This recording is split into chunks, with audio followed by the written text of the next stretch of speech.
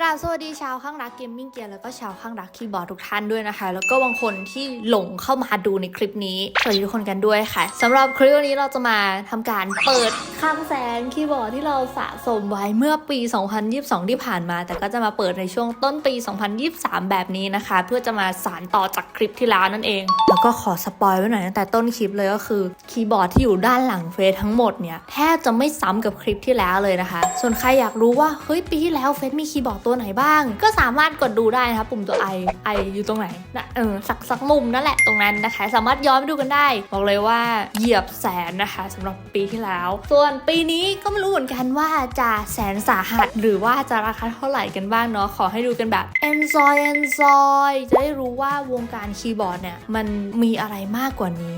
มากๆเลยนะคะนี่เป็นแค่แบบน้ำจิ้มเล็กๆเท่านั้นแล้วก็เผื่อเป็นไอเดียสำหรับใครที่อยากหางานอดิเรกแบบนี้สะสมอะไรสักอย่างอยู่ก็ลองเก็บไว้เป็นภาระในใจเล็กๆนะคะยังไงก่อนไปรับชมฝากกดไลค์กดแชร์กดติดตามให้เฟซด้วยเพื่อจะเป็นกำลังใจในการทำคลิปใหม่ๆรวมไปถึงว่าคุณจะได้รับชมคลิปการป้ายยาเกมมิ่งเกียร์ด้านหลังตรงนี้ด้วยบอกเลยว่าหมดตัวแน่นอนครับผมโอเคถ้าพร้อมแล้วเดี๋ยวเราไปเริ่มกันเลยดีกว่าค่ะ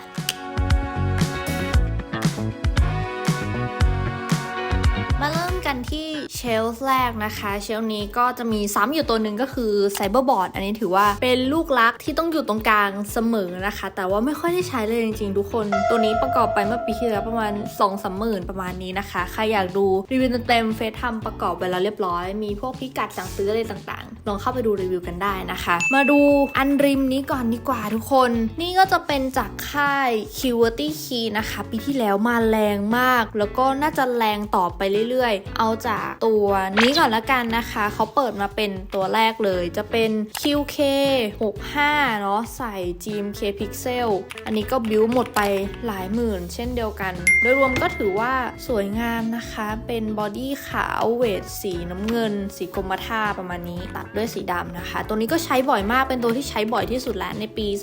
2022 ที่ผ่านมานั่นเองต่อมาจะเป็น QK60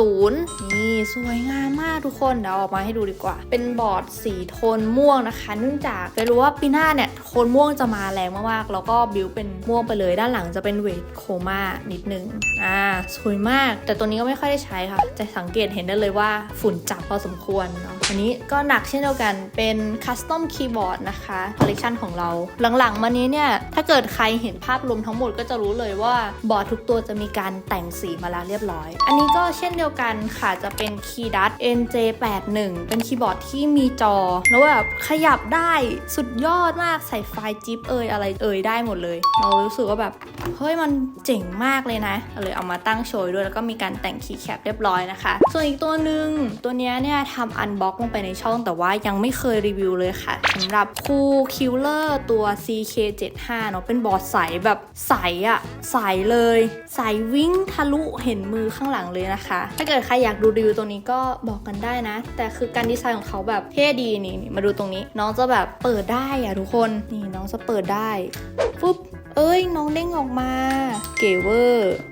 ก็จะเป็นแบบนี้เดี๋ยวเราไปดูเชลฟ์ต่อไปดีกว่าเอาไหนดีตุ๊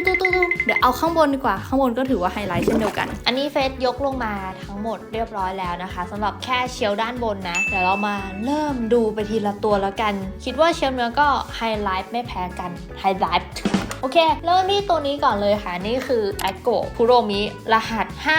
5108 ข้างหลังเราแอบอ่านโพยกันอยู่นะคะตัวนี้ก็จะเป็นน้องคุโรมิเนาะไปพีมาจากจีนซึ่งสวยมากทุกคนดูดิคือทุกตัวถ้าเกิดใครอยากได้เดี๋ยวเฟซจะแปะพิกัดไว้ให้ใต้คลิปนะคะตอนนี้มันก็เริ่มหาซื้อได้ง่ายมากขึ้นแล้วนี่เป็นสีม่วงคิดว่าในช่วงเดือนมกรานี้นะคะก็น่าจะได้มีรีวิวออกมาให้ชมกันซึ่งได้มานานแล้วแต่ว่ายังไม่มีเวลาทำสักทีค่ะสวยงามมากๆแล้วเรามาต่ออีกตัวหนึ่งแล้วกันชื่ออันนี้ก็เป็นตัวที่น่าสนใจประจำปี 2022 ที่ผ่านมาเช่นเดียวกันนะคะสำหรับน้อง Mountain Everest Max ถูกปะเนี่ย เป็นคีย์บอร์ดที่เป็นได้ทั้งไซส์ TKL แล้วก็จะต่อนำแพดเป็น full size ก็ได้รวมไปถึงว่าเขาจะมีพวก accessory ที่สามารถถอดเข้าถอดออกได้อีกคือเจ๋งมากๆทุกคนเป็นฟังก์ชันที่ล้ำมากๆนะคะก็เลยรู้สึกว่าต้องเอามาโชว์ไม่งั้นมันจะไม่สมฐานะเรานะคะถือว่าเป็นอีกหนึ่งตัวที่น่าจะอยู่ในคอลเลคชันของใครหลายๆคนได้ถ้าเกิดเป็นสายเกมมิ่งหรือว่าเป็นสายเก็บความเทคโนโลยีต่างๆแน่นอนว่าต้องมีคนถามว่าพี่ครับเชลฟ์ต่างๆที่วางเนี่ยซื้อที่ไหนเดี๋ยวแปะพิกัดไว้ให้นะคะมีตั้งแต่ราคา39 บาทจนไปถึงราคาหลักร้อยนิดๆเนาะอันนี้ก็จะเป็นอีกตัวหนึ่งค่ะจากทางแฟนเทคเพิ่งออกมาใหม่ล่าสุดเลยนะเพิ่งเข้ามาในไทยสำหรับ MagFit 61 Force Wireless แต่อันนี้เราไม่ได้กดเชื่อมต่อไว้นะคะก็จะเป็นตัวบอดี้แบบใสๆหน่อย 60% เอามาโชว์ด้วยเพราะว่าบอดี้เขาสวยดีถ้าเทียบกับเมื่อปีที่แล้วก็จะมีตัวหนึ่งที่คล้ายๆกันนะเป็นน่าจะเป็นของ Skylunk ตัว AK61 อันนั้นก็แบบมาฟิลเดียวกันเลยทุกคนเราไล่จากฝั่งนี้ไปฝั่งนี้แล้วกันนะเริ่มที่ตัวตรงกลางต่ออันนี้ก็จะเป็นของ EGA ค่ะสำหรับ Saru KX75 เป็นคีย์บอร์ด 75% ของค่าย EGA ที่เอามาใส่ในคอลเลคชันของเราด้วยเพราะว่าน้องเนี่ยเป็นตัว High End ของค่ายแล้วก็เป็นซีรีส์ใหม่รู้สึกว่าเฮ้ยเขาตั้งใจทำออกมาดีนะก็เลยเก็บมาไว้ในคอลเลคชันนี้ด้วยคอลเลคชันของปี 2022 นี่นะแล้วที่ขาดไปไม่ได้เลยจากค่าย Keychron ค่ะทุกคน Keychron ก็คือตัว Q2 น้อง Facebook ของเรานั่นเองนี่บอดี้คือแบบอลังการงานปัวมากสำหรับค่าตัวน้องก็น่าจะอยู่ประมาณ 6,500 มั้งนะน่าจะใช่เฟยก็ไม่แน่ใจเรื่องของไพรซ์เช่นเดียวกันนะคะแล้วก็ตัวสุดท้ายที่คิดว่าไฮไลท์สุดๆไปเลยแล้วก็ในประเทศไทยยังไม่มีใครครอบครองจากเท่าไหร่นะคะเพราะว่ารอกรุ๊ปบายกันอยู่แน่เลยสำหรับน้องเมลกี้พิกเซลน้องก็จะเป็นบอร์ดเขาบอกว่าเป็น first world ในโลกแบบครั้งแรกในโลกที่เป็นคีย์บอร์ดรองรับบลิกนะคะบลิกที่แบบต่อพวกเลโก้ได้เราสามารถเอาตัวเลโก้มาต่อเล่นได้ตรงนี้หมดเลยด้านหลังก็เป็นแบบเช่นเดียวกันนะคือดีเทลเขาดีมากแล้วก็คนในช่องเฟซรอรีวิวกันเยอะพอสมควรแต่ยังไม่มีเวลาจริงๆนะคะทุกคนในช่วงเดือนนี้แหละจะทำรีวิวให้ดูแลอดทนรอกันสักนิดนึงนะคะอันนี้ก็จะเป็นทั้งหมดสำหรับเชลฟ์ด้านบนเรายังเหลืออีก2เชลฟ์ไปดูกันเลยแล้วนี่ก็จะเป็นเชลฟ์ที่3ทั้งหมดของเรานะคะเฮ้ยน้องจะไฟกันเชลฟ์นี้ขอขนานนามให้เป็นเชลฟ์ของ low profile แล้วกันค่ะทุกคนเพราะว่าเรามีแทบจะทุกตัวที่แบบเป็น low profile แล้วก็ว่าได้นะคะเชลฟ์นี้เฟยรู้สึกว่ามันค่อนข้างจะสวยเป็นพิเศษด้วยเนาะแล้วเริ่มจากฝั่งนี้กันก่อนเลยค่ะเอาตัวที่ไม่ low profile แล้วกันอันนี้เพื่อนๆอาจจะเห็นตอนเฟซอันบ็อกไปแล้วนะคะน้องเป็นเฟซไม่แน่ใจชื่อรุ่นสักเท่าไหร่นะแต่คือต่างประเทศเขาส่งมาให้เราเอามารีวิวนั่นแหละแล้วก็ค่อนข้างจะสวยด้วยนั่นเองค่ะแล้วที่เฟซชอบน้องก็คือตรงเนี้ยเราสามารถจะแกะออกมาได้ตรงเนี้ยออกมาปุ๊บน้องจะเป็นสล็อตเอาไว้ใส่พวกสวิตช์ต่างๆได้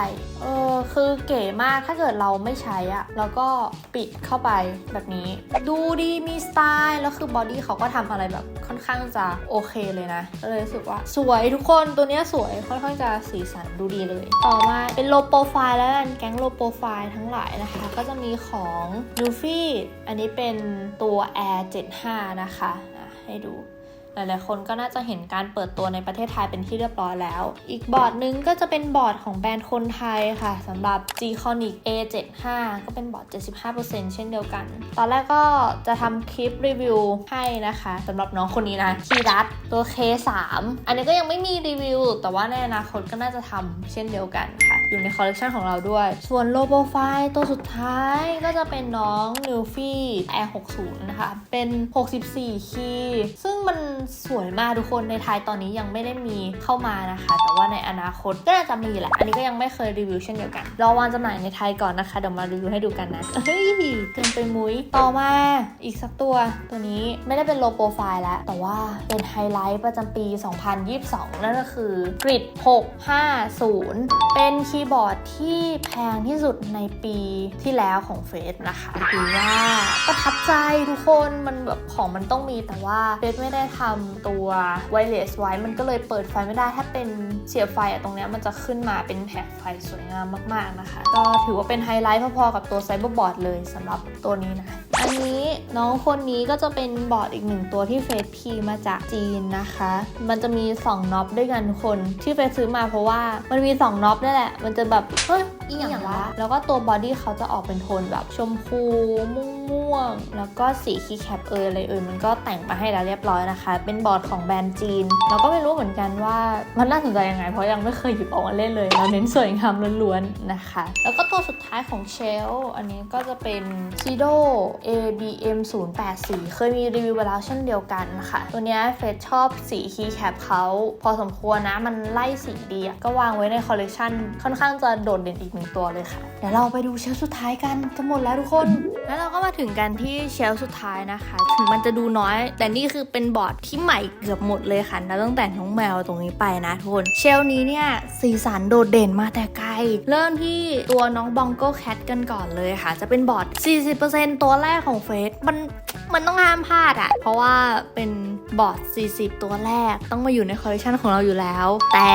คือมันสวยนะทุกคนมันใช้งานจริงไม่ได้เลยเอามาโชว์อย่างเดียวนะคะโดยรวมก็ถือว่าน่ารักดีทำการตกแต่งไว้แล้วเรียบร้อยบองโก้แคทนี่ก็หมดไปหลายบาทเช่นเดียวกันค่ะต่อมาก็จะเป็นน้อง HKB เนาะบินไกลมาจากญี่ปุ่นกันเลยเดียวเพราะว่าแบรนด์นี้เป็นของแบรนด์ญี่ปุ่นนะคะเป็นอีกตัวหนึ่งในปี 2022 ที่เฟซรู้สึกว่าคุ้มค่าที่ได้น้องมาเพราะว่าเป็นบอร์ดที่ประวัติศาสตร์สุดๆคือคีย์บอร์ดทุกรุ่นที่เขาใช้เลเยอร์แบบนี้ก็จะเรียกว่า HKB หมดเลยก็จะมาจากคีย์บอร์ดแบรนด์นี้เนี่ยแหละสำหรับ Happy Hacking Keyboard ก็เลยรู้สึกว่ามันค่อนข้างจะคุ้มค่าที่จะมาอยู่ในคอลเลคชันของเราแล้วก็สะสมด้วยตัวนี้ถ้าสั่งจากญี่ปุ่นเนี่ยก็ต้องมีเงินสักประมาณ 7,000-8,000 ได้อยู่นะคะเพราะว่าค่าชิปปิ้งค่าตัวน้องมือหนึ่งก็ค่อนข้างแรงค่ะอีกรุ่นหนึ่งตัวนี้เนี่ยทำเอาไวรัลเกิดขึ้นมากบน Facebook Page ของเฟซนะคะสำหรับน้องชีสอันนี้เป็นของแบรนด์ AJazz ใช่ป่ะฉันจำชื่อแบรนด์ถูกไหมเนี่ยใช่น้อง AJazz อันนี้นะคะเป็นคีย์บอร์ดชีสที่เหมือนชีสมากทุกคนเพราะว่าเขาได้อินสปายมาจากเรื่อง Tom and Jerry แล้วคือมือฉันสั่นหมดแล้วมันหนักเขาวางไว้นิดนึงแล้วกันนะคะค่าตัวน้องก็ถือว่ากลางๆแล้วกันด้วยวัสดุที่เป็นอะคริลิกก็คือขอแล้วดังแล้วก็พวกสวิตช์อะไรต่างๆคีย์แคปตกแต่งมาในธีมของชีสหมดเลยใครอยากดูรีวิวก็สามารถเลื่อนดูกันได้นะคะส่วนบอร์ดตัวข้างในนี้จะเป็นคีย์บอร์ด Alice Layout ตัวแรกเหมือนกันปี 2022 นี่คือเราเปิดไซส์แปลกๆเยอะมากอันนี้ก็ประกอบไปราคาถือว่ากลางๆคีย์แคปก็ล่อไปเกือบ 3,000 แล้วบอดี้ก็ประมาณ1,000 กว่าบาทนะคะโดยรวมเน้นสวยงามค่ะใช้งานจริงไม่ได้เลยหนูใช้ไม่เป็นทุกคนแล้วก็เน้นเก็บอย่างเดียวนะคะอีกอันนึงหลายๆคนก็จะมองไม่ค่อยออกเนาะว่ามันเป็นคีย์บอร์ดของอะไรตัวนี้เป็นของแบรนด์คนไทยนะคะของโลกามา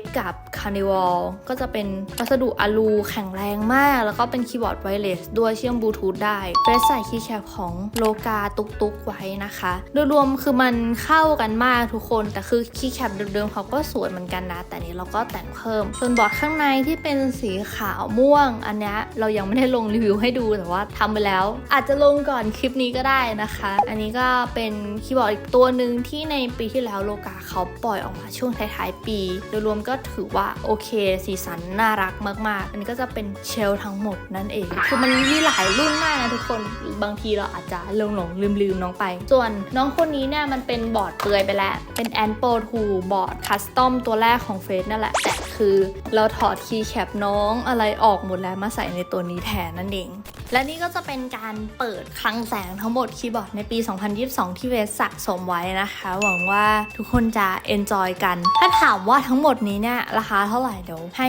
editor ขึ้นให้แล้วกันค่ะปึ๊บนี่คือ price ทั้งหมดที่เฟสลองคำนวณมาแล้วนะคะอาจจะมีบางตัวที่คลาดเคลื่อนบ้างจำผิดบ้างเล็กน้อยนะคะแต่มันก็อยู่สเกลประมาณนี้แหละต้องขอบคุณทั้งสปอนเซอร์